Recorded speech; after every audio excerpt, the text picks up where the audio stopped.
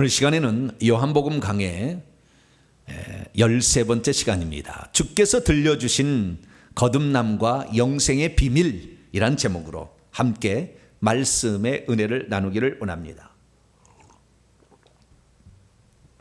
교회를 나오게 되면은 우리는 거듭났는지 한번은 어떤 자기소개 질문을 던지죠. 나는 과연 거듭났을까? 두 번째는 나는 영생을 얻었을까? 라는 거죠. 영생을 얻었다, 거듭났다 하고 주님이 직접 나타나서 말씀을 해주면 아유 그렇죠. 그리고 그 다음부터는 걱정하지 않을 텐데 주님이 나타나는 건 아니잖아요. 그렇기 때문에 내가 과연 성령을 통하여 정말 거듭났고 그리고 영생을 얻었는지 이게 참 궁금하기도 합니다.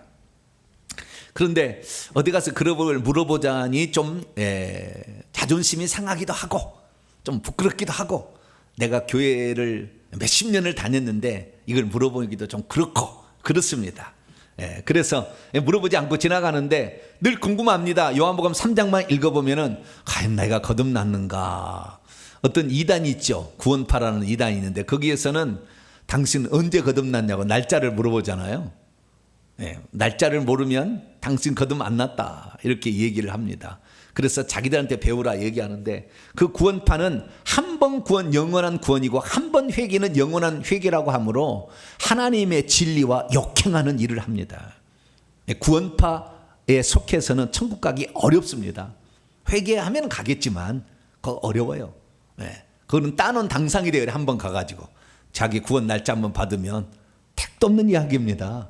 오늘 말씀 들어보면 아시겠지만 우리의 구원은 죽어서 눈을 딱 감고 내 영혼이 진주문 안으로 들어갈 때 그때 확정되는 거예요. 할렐루야. 그때까지는 모든 사람이 두렵고 떨림으로 구원을 이루어가야 되는 거죠. 그래서 우리가 어떻게 구원을 얻는 것인지 오늘 구원의 문제, 영생의 문제, 거듭남의 문제 아주 중요한 문제를 오늘 다루고 있어요. 그래서 오늘 설교 같은 경우는 일평생에 한 번은 반드시 들어야 하는 설교죠. 그래야만이 우리가 헷갈리지 아니하고 아하 이것을 가리키는 것이었구나. 나는 거듭났구나. 나는 영생을 얻었구나. 나는 이미 구원을 향하여 가고 있구나. 구원은 완성된 건 아니니까. 그것을 알 수가 있잖아요. 그래서 오늘 본문 말씀을 아주 우리는 주목해서 들어야 되는데 주님께서는 직접적으로 그 말씀을 들려주는 게 아니고 니고데모라는 한 사람을 등장을 시켜요.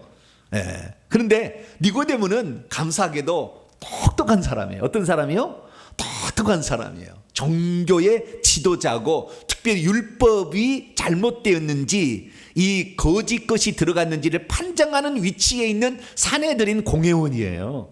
그냥 아주 박식한 사람이고 뛰어난 사람이고 훌륭한 사람이고 거기에다가 아주 진지한 사람이고 그리고 주님의 앞에 겸손할 줄도 아는 사람입니다. 이 사람을 등장을 시켜요. 왜 등장을 시킵니까? 우리보다 부족하고 연약한 사람을 등장을 시켜가지고 그에게 야단을 치게 되면 아닌데 우리보다 훨씬 훌륭한 사람도 이렇게 영적인 무지에 빠질 수가 있다라는 것을 들려주므로 우리에게 위안을 줍니다. 할렐루야. 위안이 안 되세요?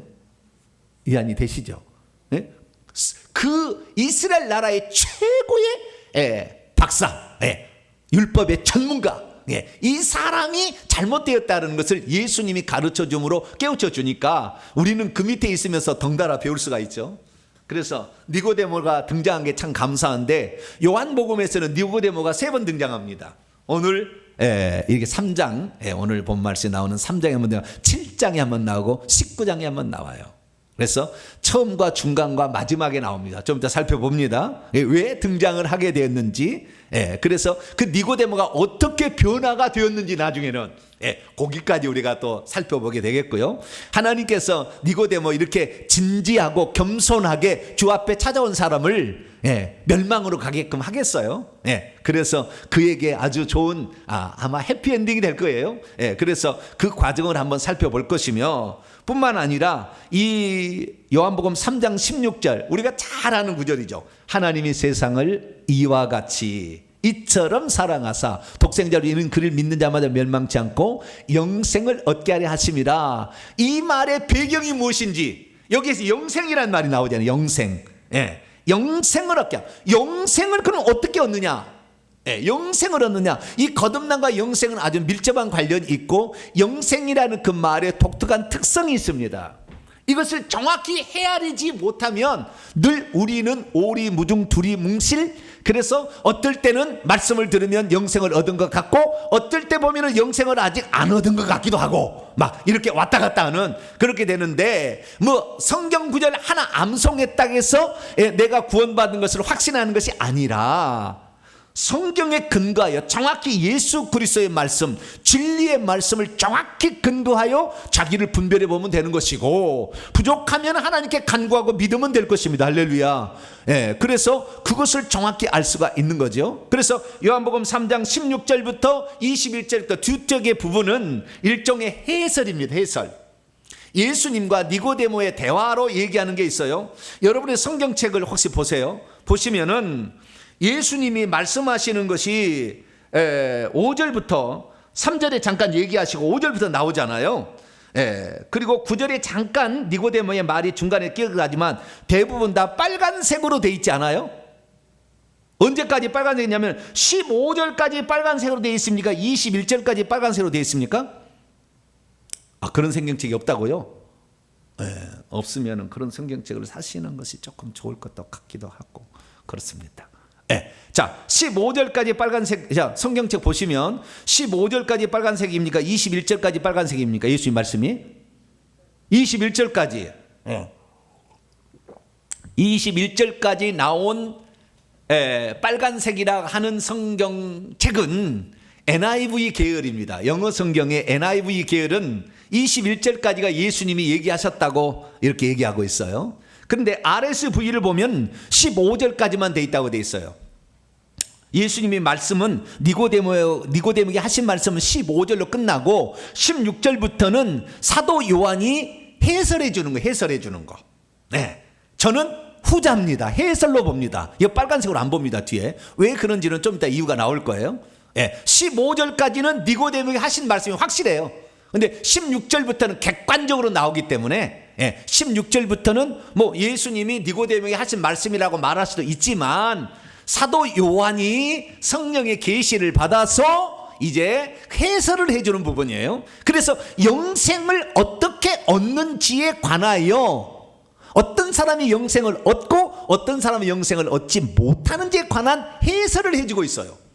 그래서 사도 요한이니까 이게 가능해요. 왜냐하면 사도 요한이 이 요한복음을 저술한 목적은 뭐였냐면 예수님이 그리스도시요 하나님의 아들이심을 알게 하고 뿐만 아니라 그분의 이름을 힘입어 그분의 입은 안에서 생명을 얻도록 하기 위함이다. 그러니까 생명의 전문가예요. 자, 사도 요한은 뭐의 전문가라고요?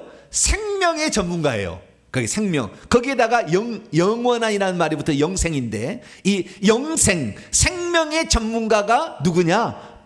바로 사도 요한입니다. 그래서 우리는 요한복음을 통하여 하나님의 자녀가 되고 거듭나게 되고 영생을 얻게 되고 구원을 받는 것까지는 요한복음이 아주 가장 중요한 정보를 제공하고 있고 여기에 진리의 말씀이 들어오고 있습니다. 근데 사도 바울은 여기 한 걸음 더 넘어갑니다. 물론 요한복음에서도 간접적으로 나오지만 사도 바울은 하나님의 우리가 아들들이 거듭나서 아들들이 되는 것에 멈추지 아니하고 하나님의 상속자가 되는 방법까지 얘기를 해요.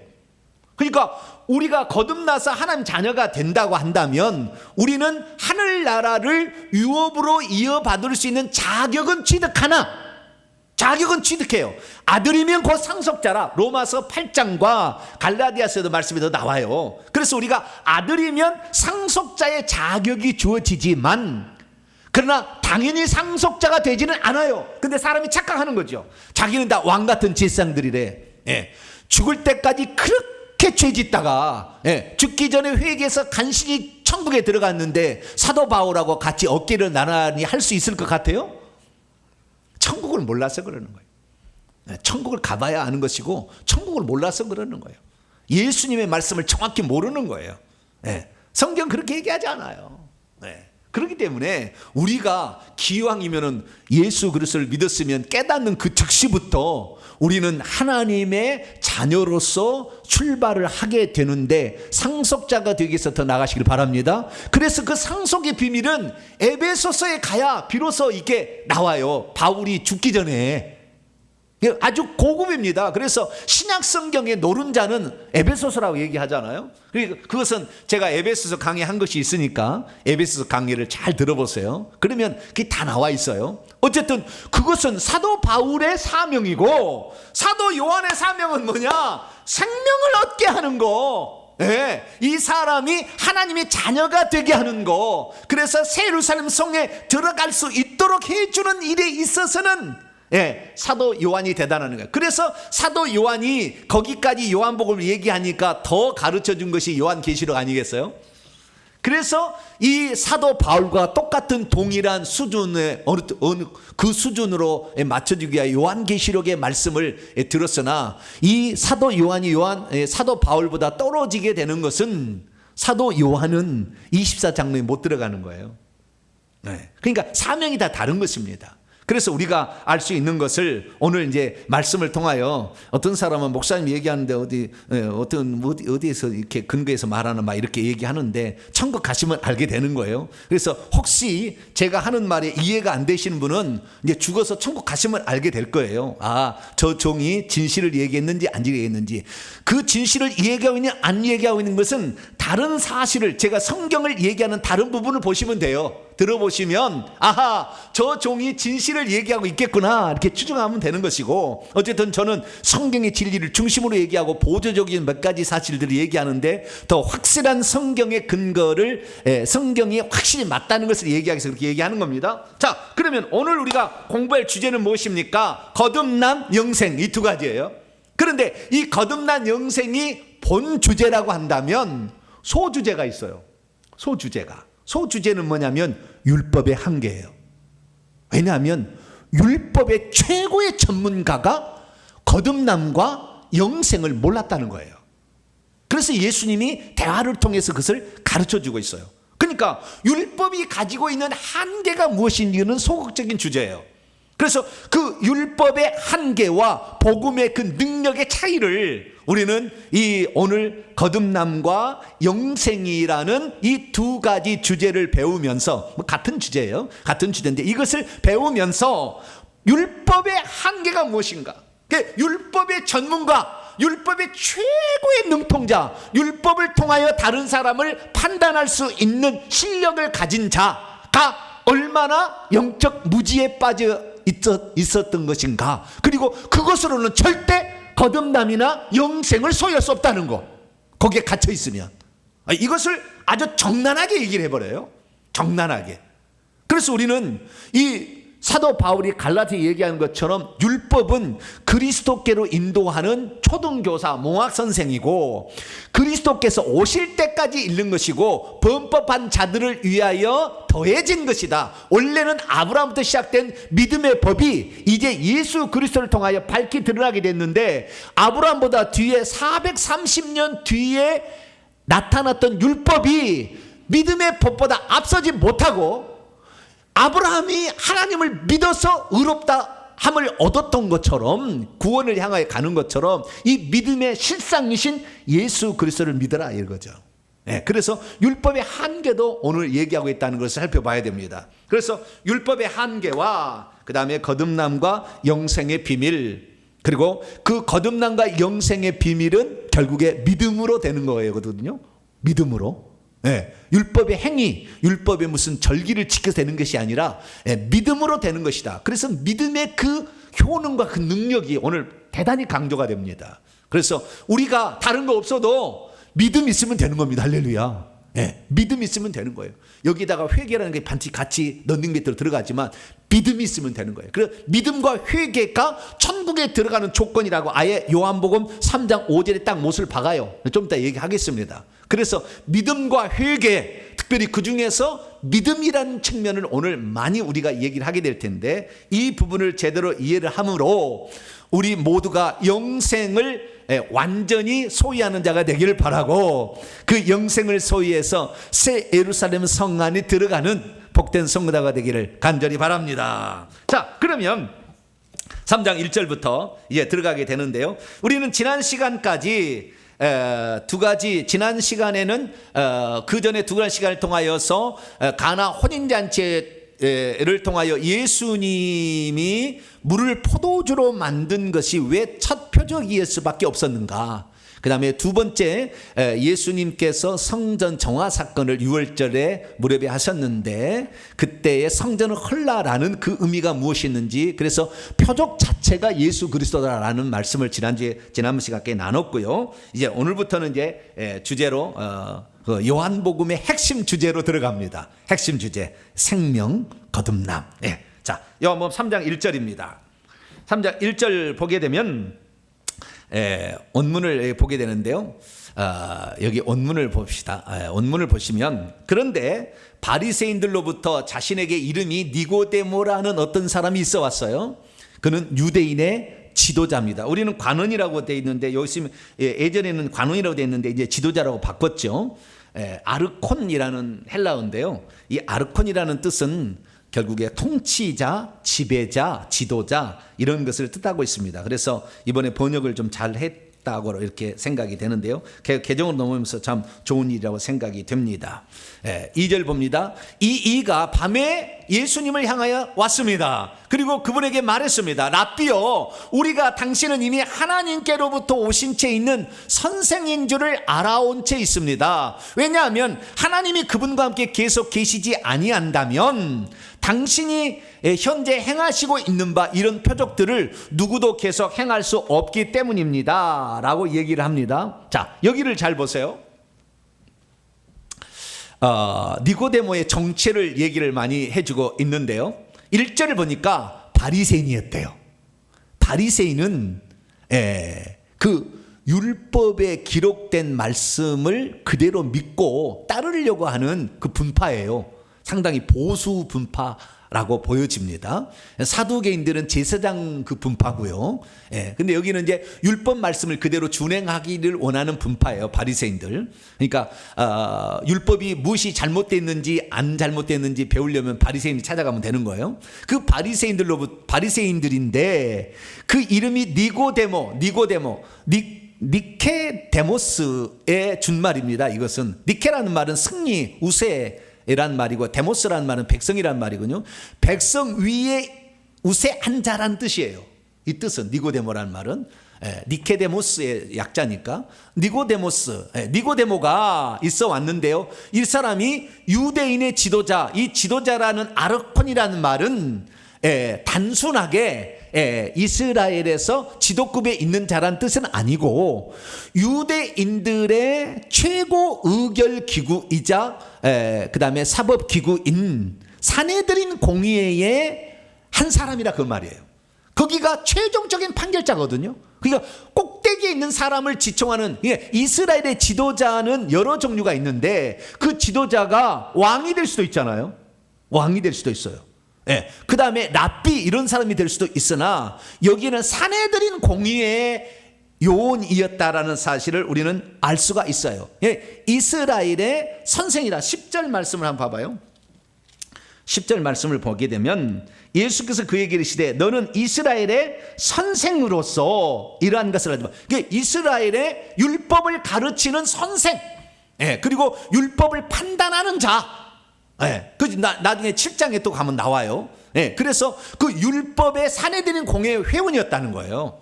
그런 사람이 있는데 이가 밤에 찾아왔어요. 밤에 왜 낮에 안 찾아오고 밤에 찾아왔을까요? 이유가 있겠죠. 남의 이목이 좀 두려워서 예수님에게 만나러 가는 것이 들키면 조금 이상해질 것 같은 느낌이 있어서 그럴 수도 있겠죠. 그죠? 그럴 수 있겠지만 그것만은 아닌 것 같아요. 왜냐하면 이 사람이 올 때에 자기만 온 게 아니라 다른 사람도 같이 왔어요. 어떻게 알 수 있느냐? 12절 13절 말씀을 보세요. 12절 13절 말씀을 보게 되면 이렇게 돼 있지 않습니까? 내가 땅의 일을 말하여도 너희가 여러분들이 믿지 아니하거든 하물며 하늘의 일을 말하면 어떻게 믿겠습니까? 이것을 헬라 원문으로 보면 내가 땅에 속한 일들을 여러분에게 말했을지라도 여러분들이 믿지 아니하는데 만일 하늘에 속한 일들을 말한다면 여러분들은 어떻게 믿겠습니까? 하니까 지금 니고데모 혼자 온 게 아니에요. 니고데모랑 누구랑 같이 왔어요. 네, 여러 사람들이 같이 왔어요. 아마 니고데모의 말을 동조해 주는 사람이 따라왔겠죠. 그렇기 때문에 니고데모는 궁금한 게 있었던 거예요. 궁금한 게 있었던 거예요. 그 궁금한 것을 풀러가야 되는데 공식적인 어떤 사내들인 공에서 보내서 간 게 아니라 개인적인 그 뭡니까? 영적인 갈망이 있었던 거예요. 개인적인 영적인 갈망이. 그래서 아직 사내들인 공회에서 그에게 어떤 그 명령을 내려서 조사해라 이래서 간 것이 아니고 자신의 영적 갈증, 저분이 뭔가 있다라는 것을 보았던 거죠. 알았던 거죠. 그래서 그분에게 무엇인가를 내가 물어봐야 되겠다. 저분에게 가면 뭔가 해결받을 수 있는 게 있지 않을까라는 기대를 가지고 온 거예요. 진지한 자라니까요. 겸손한 자고. 이게 막 시험하려고 예수님 온 것도 아니고 예수님 막 떠보려고 그리고 막 비난하려고 온 게 아니라고요. 네, 조사하려고 온 게 아니고 예수님에게 정말 알기를 원해서 찾아온 하나님의 이런 사람들이 우리에게 많아져야 될 줄로 믿습니다. 우리는 니고데모와 겸손해야 돼요. 이렇게 높은 사람이 여러분 여기에 선생이라는 말은 가르치는 자인데요. 여러분 랍비라는 말이 그냥 쓰는 말이 아니에요. 자 2절 다시 보세요. 이가 밤에 그를 향하여 찾아왔는데요. 그에게 말합니다. 밤에 왜 찾아왔어요? 아무래도 영적인 갈증이 있어서 혹시 사내들인 공의에 자극을 주지 아니하면서 눈에 띄지 않게 어떤 주님과 깊은 대화를 나누기 위해서 온 거죠. 그때 예수님이 말합니다. 랍비요. 그런데 여러분 랍비요라는 말을 함부로 쓸 수가 없는 거예요. 왜 함부로 쓸 수가 없냐면 랍비라는 말, 그때 당시에 랍비라는 말은 상당히 율법에 정통해야 되는 거예요. 그리고 나이도 40세 이상이 돼야 되는 거예요. 그것이 그때 당시에 불러주는 보편적인, 나중에 이게 결정이 됩니다만 그때 결정은 되지는 않았어요. 그러니까 30세도 랍비라고 칭함을 받을 수 있지만 보통 나이가 40세 이상은 타고 율법에 정통하고 있어야, 그러니까 나는 율법의 전문가로서 내가 해결받지 못한 부분이 있다라는 것을 암시를 해주는 거 있는 거예요. 이 말을 암시를 해주고 있는 거예요. 랍비여, 우리는 당신이 이미 하나님께로부터 오신 채 있는 선생이라는 것을 알아온 채 있다. 여기 보면 두 가지 중요한 상황이 있는데요. 그가 예수님이 어디로부터? 하나님께로부터 이미 오신 채 있는 교사, 율법 교사 같다. 그것을 내가 직감적으로 지금 알았다. 왜? 당신이 하는 말은 예전에 다른 사람이 하는 말과 틀리더라. 내가 사내들인 공회에서 들었던 유대한 랍비에서 들은 말하고 당신의 말은 틀리다. 뿐만 아니라, 왜냐하면 하나님이 당신과 함께 계시지 아니한다면 당신이 현재 행하고 있는 말, 이런 표적들, 예수님이 예루살렘에서 또 어떤 기적들을 행하셨나 봐요. 특별히 가장 중요한 것은 물을 포도주로 만들었어요. 근데 표적들이라고 하는 거 보니까 이 위에도 다른 표적들을 행하신 거예요. 물을 포도주로 만든 것만 아니라 그런 얘기를 다 듣고 온 거예요. 그래서 이것이 당신이 그냥 뭐 기적을 행하는 정도가 아니라 하나님께로부터 오신 무엇인가 특별한 분입니다. 당신은 예전에 이스라엘 사람들이 알고 믿었던 구약시대 선지자급 이상의 어떤 존재인 것 같아요. 그래서 내가 당신에게 뭔가를 좀 율법에 관해 좀 물어보고 싶어요 라고 지금 찾아온 거죠.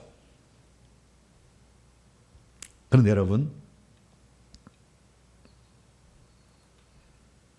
니고데모는 예수님에 대해서 뭘 모르고 있을까요? 아까 하나님께로부터를 했을 때에 그 출처 기원을 아포라는 전치사를 쓰고 있는데요. 에크라는 걸 안 썼어요. 에크라는 것은 하나님 속에서부터 온 거예요. 그런데 우리 지금 니고데모는 뭐라고 하냐면 하나님 속이 아니라 하나님 밖이에요. 그러니까 예수님이 하나님이 오셨다는 걸 몰라요. 하나님이 오신 걸 모르고 하나님이 어떤 사람을 보낸 것으로 이렇게 지금 생각하는 거예요. 아시겠죠? 그러니까 예수님이 하나님이시고 하나님의 아들이신 것은 아직 몰라요. 그 정도 수준까지는 예수님을 보지 않아요. 근데 율법에 다른 사람들보다 훨씬 더 뛰어난 감각을 지니신 분 같다. 그렇지 않다면 이런 표적들을 행할 수가 없다. 말이 안 되는 것이다. 라고 지금 예수님께 찾아온 거예요. 그러니까 그가 상당히 열적인 갈증을 많이 가지고 있다는 것인데요. 예수님께서 한마디로 그가 가지고 있는, 그러니까 내심 이 뭡니까? 이 그 니고데모는 율법 안에서 모든 것을 해결할 수 있다라는 생각을 가지고 있었던 것 같아요. 율법 안에서도. 그런데 내가 깨닫지 못하는 그것이 있기 때문에 그것을 좀 가르침을 받았으면 하는 마음으로 온 거예요. 그런데 예수님은 3절 말씀 한 구절을 통하여서 그가 율법에 가지고 있는 한계를 명확히 명시를 딱 해버려요. 자, 3절 말씀을 봅니다. 3절 말씀을 보면 예수께서 대답하여 이르시되 진실로 진실로 내게 이르노니 사람이 거듭나지 아니하면 하나님 나라를 볼 수 없느니라. 이렇게 얘기하지 않습니까? 먼저 들어가기 전에 그림을 제가 가져왔으니까 그림을 먼저 한번 보고 들어가죠. 이 그림 누가 그렸는지 모르지만 나이가 좀 있어 보이죠. 수염이 예수님보다는 좀 길잖아요. 그죠? 그러니까 예수님보다는 나이가 좀 있어 보이는, 제가 생각할 때는 50살은 되지 않았을까 가까이. 그건 성경에 안 나왔어요. 제 추측입니다. 그래가지고 마음에 손을 다 이렇게 하는 거면 진지하잖아요. 그리고 그 율법책을, 저는 율법책은 아닌데 두루마리였을 텐데 그때 당시에는 저런 책은 없어요. 근데 좌우지간 그렇게 뭔가를 좀 율법에 이렇게 기록되어 있는데 내가 좀 질문할 게 있습니다. 그런 식으로 온 거예요. 근데 이 그림보다는 이 다음 그림이 너무 멋져요. 이 다음 그림은 제가 감동을 받았어요. 밤에 찾아왔다는 것을 딱 느끼게 달 하나를 다 그려놨어요. 느낌이 그냥 확 와요. 밤에 옥상이잖아요 또. 그렇죠. 지붕에 올라가서 둘이 진지하게 대화를 하고 있다는 느낌이 들고, 그때가 밤 시간이라는 것을 그 앞에 무슨 등 하나를 다 이렇게, 그죠? 등 하나를 다 이렇게 하는 거. 그 다음에 얼굴 표정이 여기서는 잘 안 보이는데요. 나중에 이제 그 영상으로 보세요. 얼마나 그 얼굴이요 예리하게 생겼어요. 코가 이렇게 딱 매부리 코처럼 딱 나와가지고 예리한데, 이게 당신의 당신의 그렇습니까? 막 이런 표정 이런 표정을 하고 있어요. 자, 이제 그래서 제가 그림 하나를 가져온 것이고요. 3절 말씀 보면은 예수께서 대답하셨는데 그분이 그에게 말하지요. 진실로, 이거 한마디로 율법의 한계를 노출을 시켜버리는 거예요. 진실로 진실로 내가 당신에게 말합니다. 누구든지 거듭 태어나게 되지 않는다면 하나님 나라를 볼 수 없습니다. 볼 수만 없는 게 아니라 5절 말씀 보면 들어갈 수도 없어요. 예수께 대답하셔. 진실로 내가 당신에게 말합니다. 누구든지 물과 성령에서부터, 물과 성령에서부터 태어나게 되지 않는다면 그는 하나님 나라 안으로 들어갈 수도 없어. 볼 수도 없고 들어갈 수도 없대요. 이 보는 것은 제가 봤을 때에 보는 것은 마음의 눈인 것 같아요. 하나님 나라를 보는 것, 그것은 영의 눈이 나중에는 더 띄어진 사람도 있지만, 이 거듭나게 돼버리면은 하나님 나라를 영의 눈으로 안 봐도 믿어져 버려요. 그래서 볼 수 있다는 마음의 눈으로 이것이 보여져서 믿어지는 것이고, 뿐만 아니라 그 나라를 들어가게 되는데 어떻게 들어가느냐? 거듭 태어나야 된다는 거예요. 거듭 태어나야 된다. 3절 말씀 보면은 거듭 태어나야 되는데, 거듭이라는 말을 헬라어로 하면 아노덴은 다시 위로부터 새롭게 뭐 그런 뜻이에요. 다시 태어나지 않는다면 하나님 나라를 볼 수도 없고 들어갈 수 없고. 그런데 이스라엘 사람들은, 율법의 전문가들은 어떻게 생각했냐면, 율법을 지키면 하나님 나라를 들어가게 되고 하나님 나라도 볼 수 있다고 생각하고 있었어요. 그런데 율법을 지켜도 안 된다는 거 아닙니까? 이것은 거듭 태어나야 된다는 거예요. 근데 거듭 태어나는 것이 뭐냐? 5절 말씀 보니까 물과 성령이라는 도구로 태어나는 거예요. 물과 성령이라는 것으로 태어나는 거예요. 이것이 아니면 율법이 아니라 물과 성령으로 거듭 태어나야 된다는 거예요. 예수의 말씀은. 율법을 지켜서 되는 것은 아니라 그 말이에요. 그럼 율법을 지켜서 되지 않는다는 건 어떻게 알 수 있느냐? 율법이 명확히 기록되어 있어요. 자, 신명기 27장을 열어봐요. 신명기 27장.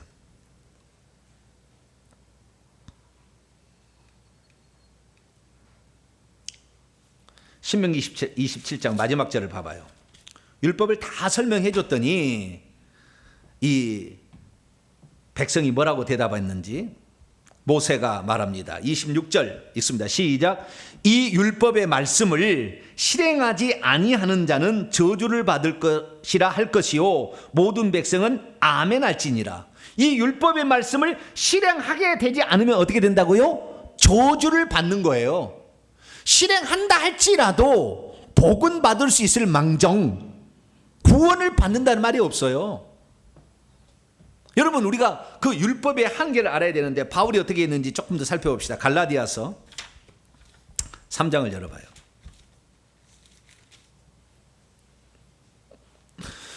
율법을 다 지킬 수가 없습니다.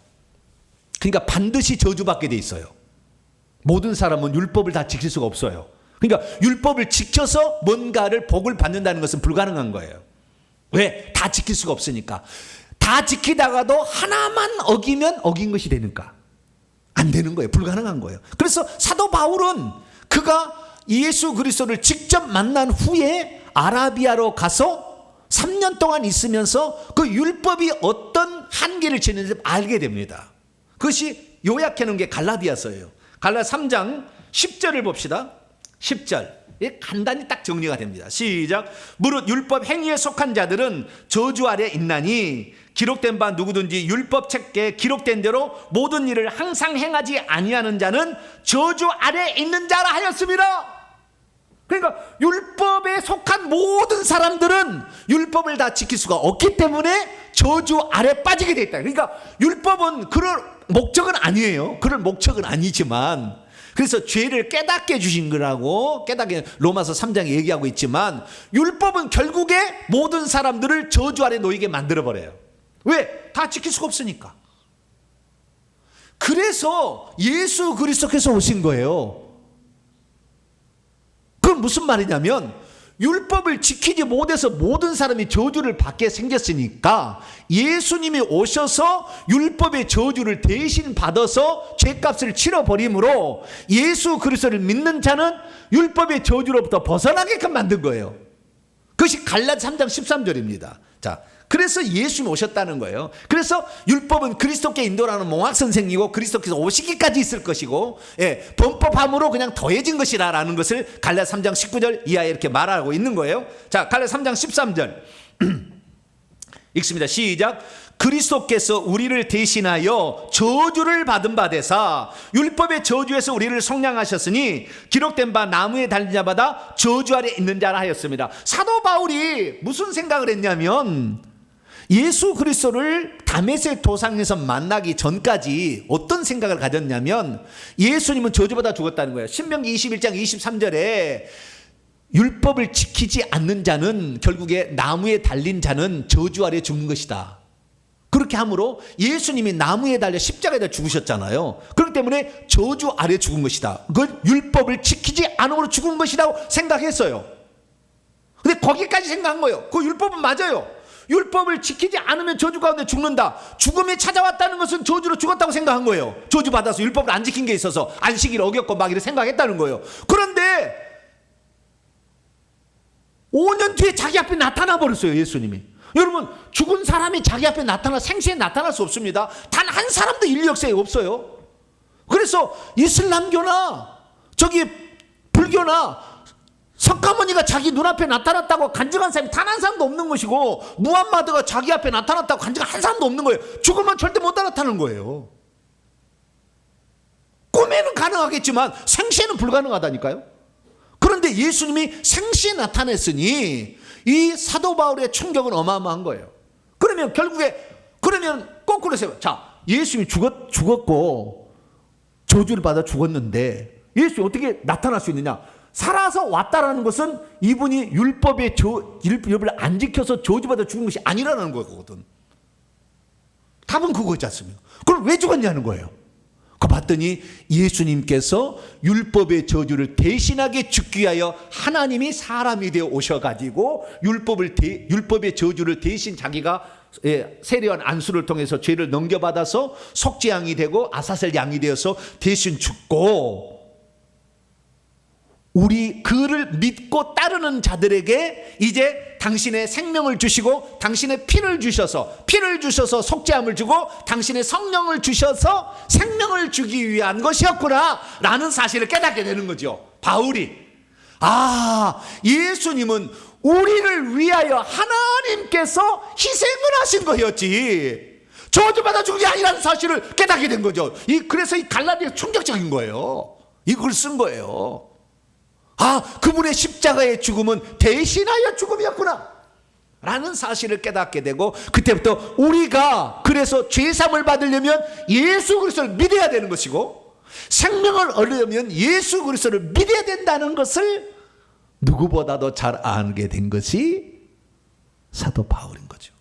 그래서 뭐라고 얘기하느냐? 갈라디아 3장 2절 3절 말씀을 보면, 내가 너희에게 다만 이것을 알려 하느니 너희가 성령을 받은 것이, 성령을 받아야 생명을 얻습니다. 나중에 봅니다. 율법의 행위로서냐 혹은 듣고 믿음으로서냐 너희가 이같이 어리석었느냐? 성령으로 시작하다 이제는 육체로 마치겠느냐? 5절 너희에게 성령을 주시고 너희 가운데서 능력을 행하게 하시는 이의 일이 율법의 행위에서냐 혹은 듣고 믿음에서냐?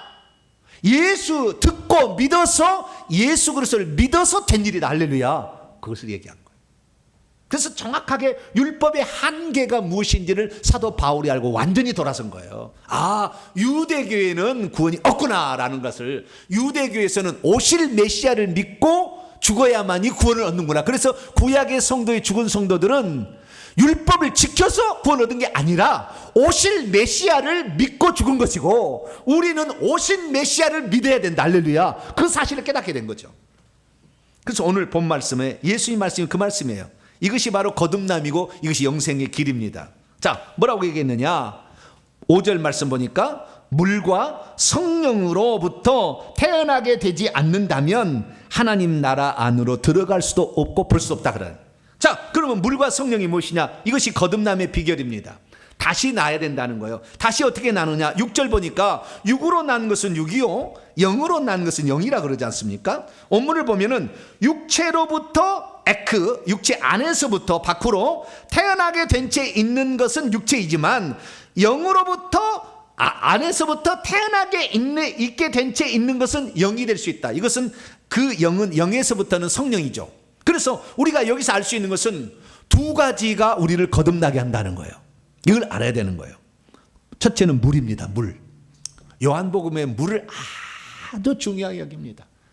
이 물은 여러 가지 의미가 있는데요. 요한복음 앞으로 물에 대해서 엄청 얘기 많이 나올 거예요. 물을 포도주로 우선 만들었잖아요. 세례를 물로 받잖아요. 그 다음에 4장에 가면은 사마리아 여인이 물가 가서 그 생수 얘기하잖아요. 7장에 가면은 그 배에서 나오는 생수의 강을 마신다 이렇게 물처럼 얘기를 하잖아요. 계속 물 얘기합니다. 실로암에도 물가에 가서 고치고 계속 물 얘기하는데, 어쨌든 이 물이 여기에서는 의미는 뭐냐는 거예요. 물과 성령으로. 옛날부터 이 여기에 대해서 해석이 여러 가지 있어 왔습니다. 두 가지인데요. 하나는 물과 성령이 똑같다는 거예요. 물은 그 성령을 의미한다는 거예요. 생수, 생명, 성령을 의미한다는 거예요. 똑같이 보는 사람이 있고, 그 다음에 물과 성령을 다르게 보는 사람도 있는데요. 똑같이 보려면 그렇게 안 썼겠죠. 저는 그건 두 가지로 봅니다. 그리고 그 두 가지가 확실히 맞다 알 수가 있어요. 물과 성령으로 거듭난다는 의미를 베드로는 어떻게 해석했고, 그 다음에 바울은 어떻게 해석했는지를 통해서 확인이 돼요. 자, 사도행전 2장 38절을 봅니다. 사도행전 2장 38절. 베드로는 어떻게 해석했는가 봅시다. 물과 성령을.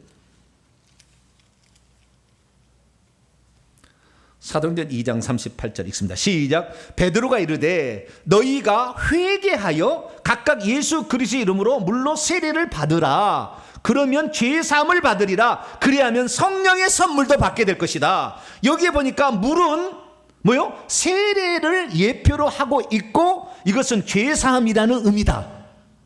회개해서 죄 사함을 받는 것이다 라고 딱 얘기하고 있다고요. 그리고 그 다음에 성령을 그 다음에 또 성령을 받는 것이 또 다른 문제로 나와 있는 것이죠. 아시겠죠? 그래서 이것은 베드로 해석입니다. 그래서 물이라는 것은 이 정화의 수단으로서 세례로 예표된 것으로 회개를 통해서 죄사함을 받는 것, 이것을 가리키는 것이고, 성령은 그 다음에 이제 예수님이 보내주신, 이제 요한복음 14장에 가서 공부를 하게 될 텐데, 예수님이 자기 자신을 대신하여 보내주신 영이에요.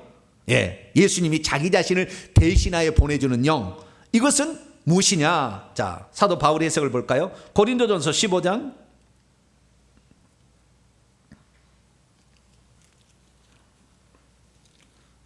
45절. 고린도서 15장 45절 읽습니다. 시작. 기록된 바 첫사람 아담은 생명이 되었담과 같이 마지막 아담은 생명 주는 영이 되었나니. 뭐요? 생명 주는 영, 살려주는 영, 생명 주는 영이에요. 성령은 무슨 영이라고요? 생명 주는 영이에요. 마지막 아담인 예수님이 생명 주는 영으로 오신 거예요.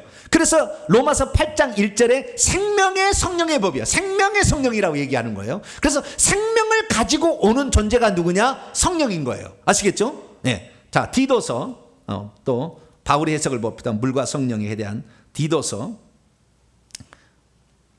3장 5절을 봅니다. 디모데 전후 디도서 3장 5절. 우리를 구원하시되 우리의 행한 바 의로운 행위로, 우리의 의로운 행위, 율법의 의로운 행위 뭐 그런 걸로 말미암지 아니하고 오직 그의 긍휼하심을 따라 중생 거듭남의 씻음과 성령의 새롭게 하심, 중생의 세례, 씻음, 죄사함과 성령의 새롭게 하심, 이것으로 우리를 구원하시되 우리가 구원을 받는다 이거예요. 그러니까 거듭남이란 건 뭐냐? 두 가지가 반드시 필요한 거예요. 두 가지가 없으면 거듭나지 않아요. 거듭났을 때 어떤 일이 있는 줄 아세요? 거듭나게 되면 하늘의 생명책에 이름이 딱 기록됩니다. 그 다음에 우리를 수호하는 수호천사가 딱 파송돼요. 거듭나는 순간에. 태어날 때는 우리 기록천사가 하나 달라붙지만 우리 읽으실 때로 다 기록하기 위해서 거듭나는 순간에 수호천사가 달라붙고 하늘의 생명체 이름이 기록이 돼요. 이건 천국에 가시면 아세요. 네, 이렇게 되는데 이 거듭나 이렇게 중요한 거예요. 그러니까 하나님 자녀가 된 거예요. 네, 하나님 자녀. 그러니까 하나님의 자녀는 어떻게 되느냐? 거듭남으로 된다. 거듭나는 물과 성령이다. 물은 죄를 예수의 피로 죄사함을 받는 것이고, 그 다음에 예수님이 보내신 성령으로 생명을 받는 거예요. 예수님께서 요한복음 3장 16절에 독생자를 주셨다는데, 독생자라는 것은 하나밖에 낳지 않은 아들인 거예요. 근데 그 아들에게 요한복음 5장 26절을 보게 되면 아들됨으로 인하여 그 안에 생명을 줘요, 하나님이. 그래서 예수님만 생명을 가지고 있었는데 이 생명을 해방하기 위해서, 그 배에서 생수가 흘러나서 누구든지 마실 수 있게끔 하기 위해서 이제는 영으로 불면 들어오는 성령으로 우리에게 보내주신 거예요. 그래서 모든 사람이 거듭나서 하나님 자녀가 되려면 회개를 해야 되고 성령을 받아야 되는 거예요. 그래서 성령을 받았는데, 그런데 이 거듭 태어난다고 얘기를 하니까 이 인간적인 생각으로 니고데모는 뭐라고 질문을 하느냐, 이렇게 하는 거예요. 4절 보니까 니고데모가 이르되 사람이 늙으면 어떻게 엄마의 뱃속에 다시 들어갈 수 있겠습니까? 두 번째 모태에 들어갔다가 어찌 날 수 있겠습니까? 그랬더니 이제 설명을 해줍니다. 뭘로 설명하냐? 바람으로 설명해줘요. 8절입니다. 바람이 임의로 불며 그 소리는 들어도 어디서 와서 어디로 가는지 알지 못하는 것처럼 성령으로 태어난 사람도 다 이와 같다. 다시 말해서 내가 성령으로 태어나는데 바람이 있는지 없는지는 눈으로 볼 수 없잖아요. 그러나 소리가 발랑발랑발랑 하면은 소리를 통해서 바람이 있다는 걸 알듯이 그 성령 자체는 우리가 느낄 수 없으나 성령이 오시게 되면 나타나는 현상을 통하여서 우리는 성령이 내게 오셨다라는 것을 알 수가 있다는 거예요.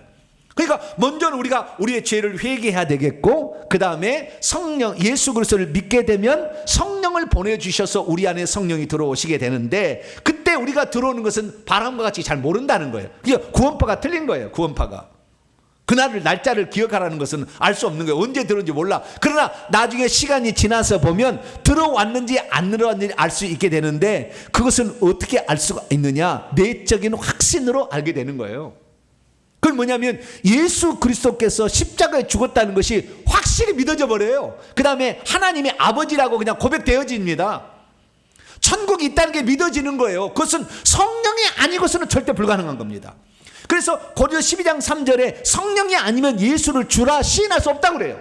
그래서 예수님을 주라고 시인한다는 이 사실 자체, 그 입술로 말고 진짜 그분이 나의 주님이다, 나의 죄를 십자가에 죽은 것이 믿어진다, 그러면 이미 성령이 그 안에 들어온 거예요. 그러면 성령이 들어오게 되면 방언도 하기도 하고, 랄라시카바 아이에스 알라스, 이 방언도 할 수가 있고, 그 다음에 환상도 볼 수가 있고, 그 다음에 성령의 내적의 음성을 통하여 우리의 깨우침을 받을 수도 있고, 예수님의 가르침이 무엇인지를 알게 되기도 하고, 이것은 죄라는 것을 말을 하지 않지만 들려가지고 아 이건 죄구나 하지 않아야 되겠다, 이렇게 통제도 되어지고 수많은 것들이 나타나는 거죠. 그래서 결국에 알 수 있다는 거예요. 그러면서 9절에 그러니까 니고데모가 어찌 그러한 일이 있을 수 있습니까? 그랬더니 책망을 하죠. 네가 이스라엘의 선생으로서 어찌 이러한 것을 알지 못하느냐 하면서 놀라운 일을 합니다. 11절 12절 읽습니다. 시작. 진실로 진실로 내게 이르노니 우리는 아는 것을 말하고 본 것을 증언하노라. 그러나 너희가 우리의 증언을 받지 아니하는도다. 내가 땅의 일을 말하여도 너희가 믿지 아니하거든. 하물며 하늘 일을 말하면 어떻게 믿겠느냐. 땅의 일이 무엇입니까? 엄마의 뱃속에서 뭐 나는 것, 엄마의 뱃속에 나는 건 아니군요. 바람이 부는 것, 그렇지 않습니까? 네. 바람이 부는 것, 이런 것들은 땅의 일이잖아요. 그런데 땅의 일로 설명을 해줘도 이해를 못한다면 하늘에 속한 일들을 말하면 어찌 믿겠느냐 책망을 하죠. 그러면서 13절 하늘에서 내려온 자 인자 외에는 하늘로 올라간 자가 없다 얘기합니다. 그러면서 믿음을 통해서 이것은 가능하다는 것을 14절 15절을 얘기합니다. 모세가 광야에서 뱀을, 민수기 21장 사건을 얘기하는 거예요. 인자도 들려야 하려니 이는 그를 믿는 자마다 영생을 얻게 하려 함이라.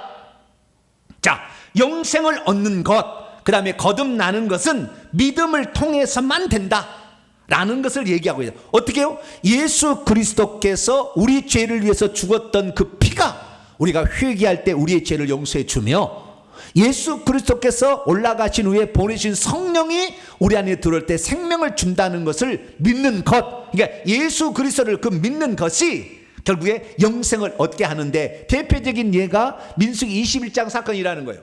민수기 21장 사건이 뭐였냐면 하나님께서 이스라엘들을 광야에 인도했는데 먹을 것도 없고 막 물도 없고 막 불평하니까 우리를 죽이려고 막 여기 왔다가 막 너무나 탄식하고 막 너무 힘들다 막 이런 일들이 몇 번 있었어요. 그러다가 또 뭐 이리 돌아가라 저리 돌아가라 이거 불편하다 막 불평을 하니까 하나님 화가 나가지고요 불뱀을 내려보내가지고요 물게 했어요. 그랬더니 불뱀에 물린 사람이 독이 있어가지고 독으로 막 죽어가는 거예요. 그러니까 이제 백성들이 또 모세를 찾아가지고 모세요 우리가 다 죽게 생겼는데 우리 좀 살려주세요 막 그렇게 한 거예요. 모세가 하나님께 기도합니다. 그랬더니 하나님께서 장대를 높이 장대를 세운 다음에 거기다가 노뱀을 달아라. 불뱀이 아니라 노뱀. 불뱀은 그 물어 죽이는 뱀이고 지금 독으로 죽여주는 거. 노뱀을 달아라. 노뱀이라는 것은 독이 없는 형상만 뱀의 형상인 거예요. 죄만 뒤집어 쓴 예수 그리스도, 속은 죄가 없으신 예수 그리스도, 그걸 말하는 거죠. 그래서 노뱀을 쳐다본 즉 살더라 그렇게 돼 있다고요. 그거 보면은 이렇게 얘기했을 거 아니에요. 야, 독뱀에 불려가지고 지금 독이 들어왔으면 해독제를 먹어야지. 노뱀을 쳐다본다고 해독이 되겠어 이 미친 것들아 라고 얘기했던 사람은 다 죽었고, 그래도 한번 믿어보자. 그래서 장막으로 밖으로 나와서 그 노뱀을 쳐다본, 노뱀 하면 높은 데가 있었을 거예요. 그 노뱀을 쳐다본 즉 살더라. 할렐루야. 그럴 그 믿음이라는 거예요. 믿음. 네. 그 똑같다는 거예요. 그래서 영생을 얻는 거, 그 다음에 거듭나는 것은 믿음이라는 통로를 통해서만 가능합니다. 그러니까 율법을 지켜서 그건 저주라니까. 왜 다 못 지키니까? 저주인데 율법은 그래서 두 가지 한계가 있는 거예요. 첫째는 지은 죄를 용서하지 못하고 정죄를 합니다. 계속 지은 죄를 용서해주지 못하고 정죄만 해. 그 다음에 두 번째는 생명을 주지 살려내지를 못해. 저주 아래 놓여있게 만들어. 이것이 율법의 한계인데 예수 그리스도를 믿으면 어떻게 되는 겁니까? 저주는 예수님이 대신 담당했으니까 우리는 생명을 얻을 수가 있어요. 할렐루야. 그리고 예수의 피가 그 죄를 사시니까 우리가 회개를 함으로 말미암아 자백함으로 그 죄를 용서받을 수 있어요. 할렐루야. 그래서 예수 그리스도를 믿으면 용서를 받고 죄 용서를 받고 생명을 얻는다. 이것이 거듭남이죠. 그래서 거듭남의 비밀을 얘기를 한 것이고요. 13절에 하늘에서 내려온 자 인자 외에는 하늘에 올라간 자가 없다. 여기에서 하늘에 내려온 자 예수님이 하늘에서 내려왔다는 거예요. 이 땅의 사람으로부터 시작 안 됐다는 거예요. 하나님으로부터 시작됐다는 것이고요. 하늘에 올라간 자가 없다. 구약의 에녹이나 엘리야도 올라갔지만 하나님 보좌에 못 갔습니다. 왜? 아직 생명을 받지 않았기 때문에. 생명을 장차 받을 것으로 구원을 받은 거예요. 그래서 낙원에 가여 있다가 예수님이 최초로 부활해서 생명을 얻은 새로운 존재가 되었어요. 부활의 첫 열매. 그리고 나서 구약의 모든 성도가 낙원에 있는 성도가 한꺼번에 생명을 얻고 하나님 보좌의 천국에 들어가요. 그렇기 때문에 이 하나님이 계신 하늘에 못 갔다는 얘기를 한 것이에요.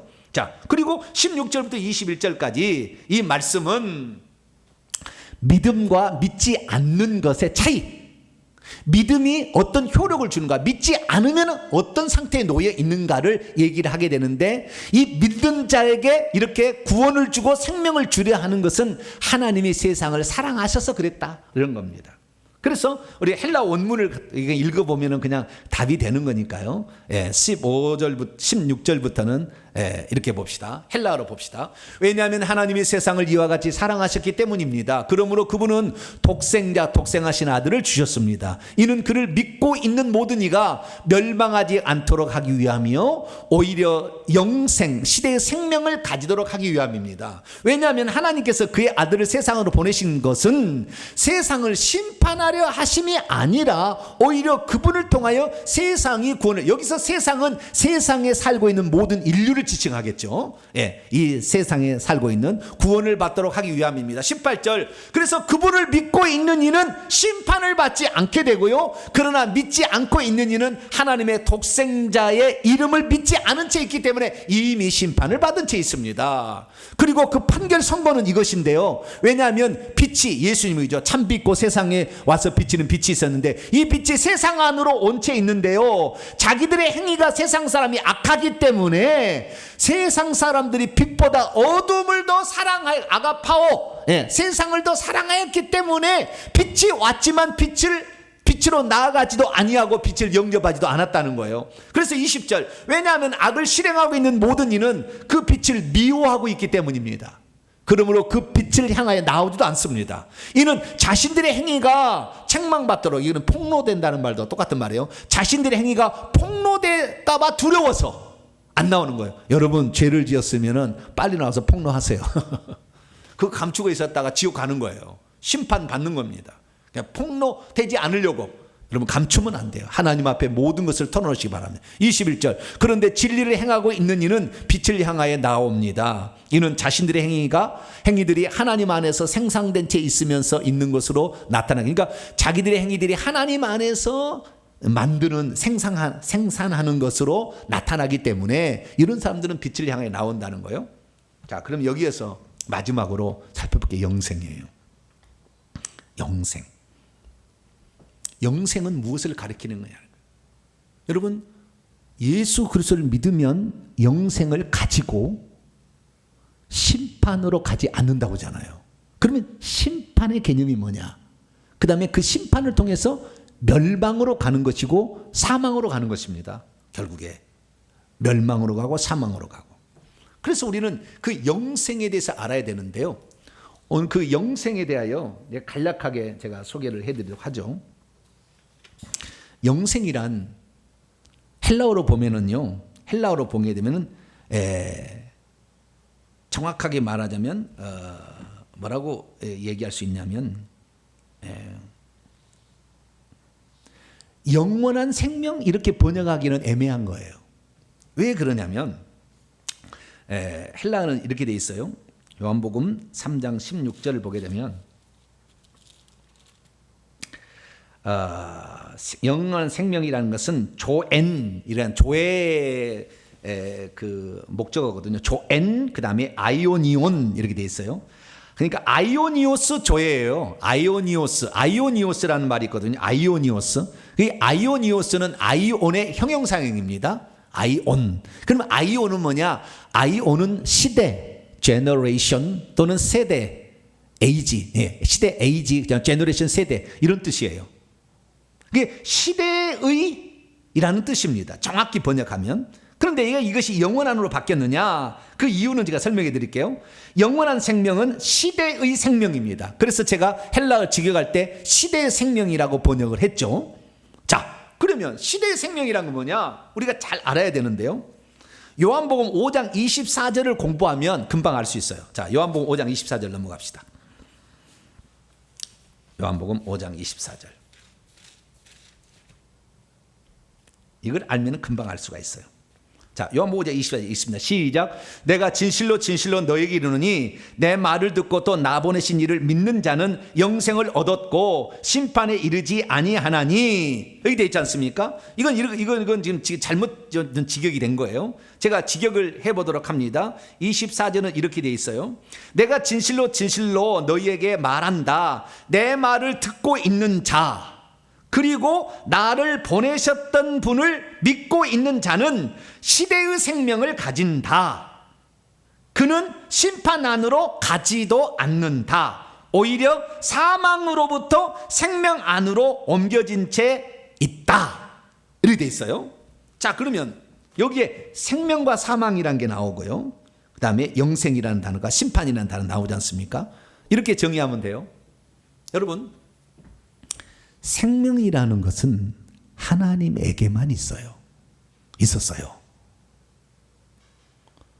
하나님으로부터 멀어져 가면은 사망이에요. 하나님 안으로 있어야 생명입니다. 근데 하나님만 가지고 있는 거예요. 그런데 이 생명을 하나님만 가지고 있다가 아들에게만 줬죠. 그래서 아들이 독생자예요.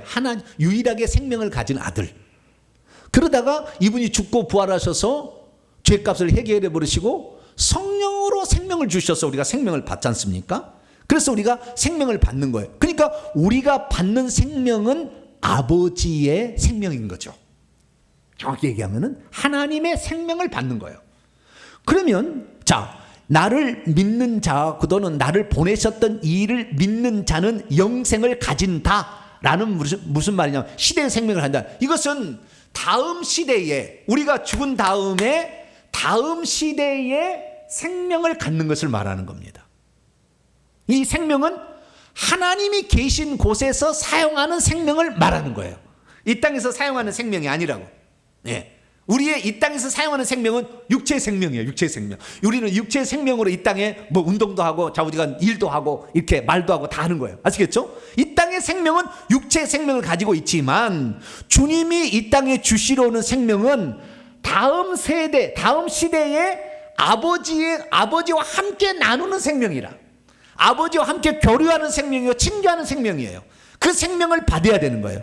그래서 다음 시대에 받을 생명을 영생이라고 표현했는데, 왜? 다음 시대에 그 아버지의 생명을 가진 자는 아버지하고 영원히 살 수 있기 때문에, 그래서 영원한 생명의 준말로 영생이라고 표현한 겁니다. 정확히 말하자면 영생이라는 것은 다음 시대에 누리게 될 생명, 다음 시대에 우리가 받고서 여기서 받지만 다음 시대에 누리게 될 아버지의 생명을 지칭하는 거라고. 영생이라는 것은. 아시겠죠? 그래서 우리는 영생을 얻는데 이 영생은 오직 믿음으로만 얻는 거예요. 누구를? 예수 그리스도께서 내 죄를 위해서 속죄를 했고 그분이 우리에게 생명을 주신다. 회개와 그 다음에 믿음을 통해서 이걸 얻는다는 것을 가진 자들에게 주시는 것이 뭐냐? 이것이 바로 영생인 겁니다. 이것을 좀 더 쉽게 설명하려면 요한복음 11장 넘어가면 알아요. 요한복음 11장.